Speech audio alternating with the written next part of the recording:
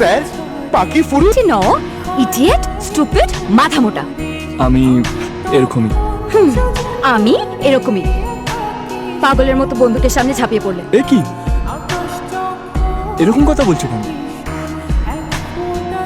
ওই লোকটা যখন আমার মাথায় বন্দুক ধরেছিল তখন আমি বাঁচার জন্য বনের দিকে তাকিয়েছিলাম। ও ও কিন্তু এগিয়ে আসেনি, তুমি এসেছিলে তুমি। আরে আজ তো তার আগে তো আমি এসে সব গড়বড় করে দিলাম। তারপরেও তো আমার খোঁজ করেনি। আরে বাবা তার আগেই তো আমি তোমাকে নিয়ে পালিয়ে এলাম। আমি তো বনকে চিনি না আর জানিও না এখানে ছিল। জানলে আমি তোমাকে ওর হাতে তুলে দিয়ে আসতাম।